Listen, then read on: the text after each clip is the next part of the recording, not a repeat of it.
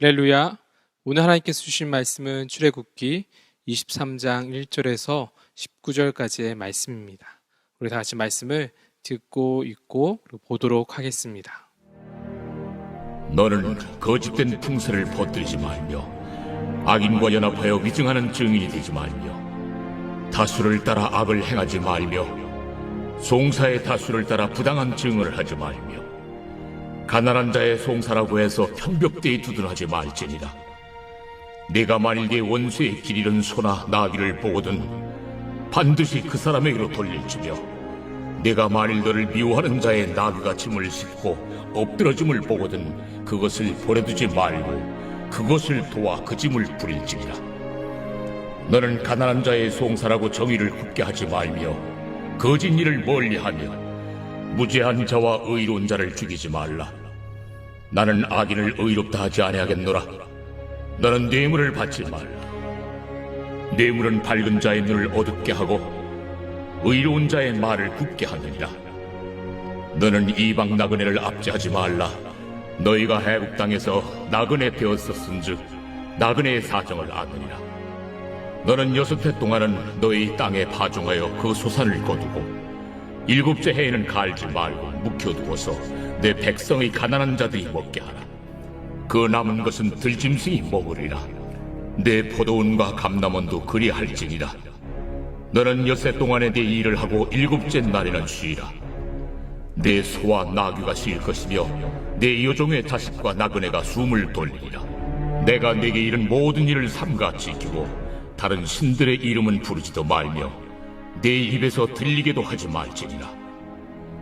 너는 매년 3번 내게 절기를 지킬지니라. 너는 무교봉의 절기를 지키라. 내가 네게 명령한 대로 아비롤에 정한 때에 1해 동안 무교봉을 먹을지니 이는 그 달에 네가 애굽에서 나왔음이라. 빈손으로 내 앞에 나오지 말지니라. 맥주를 지키라. 이는 네가 수고하여 밭에 뿌린 것의 첫 열매를 거두니라. 수장절을 지키라.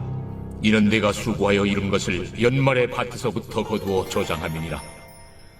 내 모든 남자는 매년 3번씩 주 여호와께 보일지니라.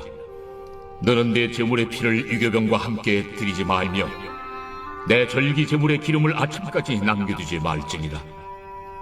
내 토지에서 처음 거둔 열매의 가장 좋은 것을 가져다가 너희 하나님 여호와의 전에 드릴지니라. 너는 염소 새끼를 거미의 젖으로 삼지 말지니라. 오늘 말씀에서 1절에서 9절 말씀은 정의에 대한 이야기입니다. 성경에서 말하는 정의 구현은 법이나 규제를 만들어서 범죄 재발을 방지하고 사람들이 거기에 따르도록 만드는 것이 아닙니다. 서로를 배려하고 사랑하고 소중히 여기고 사랑과 평화의 공동체를 만드는 것이 성경에서 이야기하는 정의입니다. 말씀을 보면 1절에서 먼저 근거 없는 말로 유언비어로 사람들을 모함하고 다른 사람을 모함하고 그로 인해 명예를 깎아내리고 손해를 보게 해서는 안 된다고 말합니다. 또한 정직하지 않게 거짓으로 부당한 증언을 하지 말아야 한다고 합니다. 여러분, 과거에는요, 과학적인 수사나 또는 공적인 자료를 수집할 수 있는 그 물리적인 요건들이요, 기술들이 충분하지 않았습니다. 그래서 재판에 있어서 증언이요, 참 중요했습니다. 사람의 말이 결정적인 영향을 미칠 때가 많았습니다. 그렇기에 많은 다수의 사람들이 이야기를 한다면 그것이 참으로, 그것이 정답으로, 그것이 참으로 여겼습니다. 만약 그 다수의 사람들이 자기들의 유익과 욕심과 그리고 그들의 성향으로 인해 편파적인 이야기를 한다면 사실관계를 떠나서요, 그 사람은 억울하게 어려움에 빠지는 경우가 많았습니다. 오늘 본 말씀 2절에서는 이 다수의 사람들이 잘못을 저지를 때 그들을 따라가지 말고 다수의 사람들이 정의를 굽게 하는 증언을 할 때도 그들을 따라 동일하게 부당한 증언을 해서는 안 된다고 말하고 있습니다. 한편으로 가난한 자라고 해서 사회자 약자라고 해서 동정심을 갖고 편파적으로 두둔해서는 안 된다고 합니다. 여러분, 가난한 자는 도와야 된다는 사람이라는, 가난한 자는 도와야 된다는, 가난한 자는 도움을 받아야 하는 사람이라는 사회적 기류에 휩쓸려서 그릇된 판단을 해서는 안 된다는 겁니다. 그럼 모세가 시내 산에 올라갔을 때 오랫동안 내려오지 않았습니다. 그때 이스라엘 백성들이요, 아론에게 신을 만들어 달라고 요구를 합니다. 아론이 금송아지를 만들어서요, 섬기는 일들을 만들게 합니다. 여러분, 아론은요, 금송아지로 우상을 만드는 것이 죄인인 줄을 알면서도 많은 백성들의 요구에 따라 금송아지 우상을 만들었습니다. 사회적 기류를 따라갔습니다. 다수의 이야기에 따라갔습니다. 우리들도 마찬가지입니다. 많은 사람들이 행하기 때문에 사회적 기류가 그러하기에 그것이 악으로 생각하지 아니하고 그것이 악인지 아닌지를 생각하지 않고 잘못된 방향으로 그냥 흘러갈 때가 있습니다. 한편 사람들이 그것이 악인 줄 알지만 많은 사람들이 그렇게 하기에 따라하지 않으면 자신이 해를 입을까 봐 염려하여 함께 악을 행하기도 합니다. 여러분, 어떤 이들은요, 의뢰하니 해왔으니까 그렇게 해야지 공동체가 평화롭게 지낼 수 있으니까 당연히 해야 된다고 말하기도 합니다. 괜히 긁어서 붓으로 만들 필요가 없다고 이야기도 합니다. 그런데 여러분, 하나님께서는요, 우리가 착한 사람이 되기를 원치 않으십니다. 하나님은 우리가 선한 사람이 되기를 원하십니다. 여러분, 선은 히브리 말로요, 토부입니다. 여러분, 토부는 아름다운, 매력적인, 사랑스러운이라는 뜻을 가지고 있습니다. 무슨 말일까요?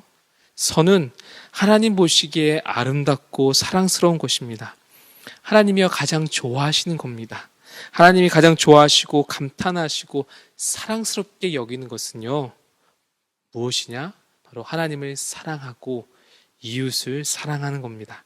이것이 바로 하나님께서 가장 기뻐하시는 겁니다. 하나님이 가장 원하시는 거죠. 하나님의 이를 위해서 무엇을 하셨죠? 죄에 빠진 사람들을 고통하고 시름하고 아파하는 사람들을 구하시고자, 그들을 구하시고자 하나밖에 없는 아들 예수님을 이 땅에 보내셨습니다. 여러분, 그렇다면 선한 사람이란 하나님을 따라 하나님이 가장 기뻐하시는 것을 하는 사람입니다. 여러분, 선한 사람이란 하나님을 따라 하나님이 기뻐하시는 하나님 사랑과 이웃 사랑을 하는 사람입니다. 여러분, 많은 사람들이 이렇게 하는 것을 좋아하니까 이렇게 하는 것이 아니라, 많은 사람들이 이것이 맞다고 해서 이것을 하는 것이 아니라 세상을 향해 하나님의 거룩한 말씀과 그 따뜻한 하나님의 사랑을 가지고 하나님께서 맞다고 하시는 것을 이루어 가는 것입니다. 그것이 선한 사람입니다. 여러분, 그것을 잘 보여주는 것이 4절 이하의 말씀입니다. 원수로 지내는 사람이요, 그 지내는 사람의 소나한 나귀를 보거든 그 사람에게로 돌려주고, 미워하는 사람의 그 나귀가 짐을 싣고 가다가 쓰러진 것을 본다면 가서 도와주라고 하십니다. 가난한 사람에게 불리한 판결을 내리지 말고 거짓 고발을 물리치고 뇌물을 받지 말라고 하십니다. 뿐만 아니라 나그네를 혼내하지 말고 억압하지 말라고 하십니다. 여러분, 말씀에서 보듯이 하나님의 백성은 하나님의 마음을 품고 하나님의 마음으로 세상을 품어야 하는 것입니다. 여러분, 그것이요, 가장 사람다운 삶이고 그것이 가장 아름다운 삶이며 뿐만 아니라 가장 행복한 삶입니다. 여러분, 그 삶이요, 영향력을 미치게 되어지는 겁니다. 여러분, 이렇게 하나님의 마음으로 세상을 품는 사람들이 모이는 곳에는 어떤 일이 일어날까요?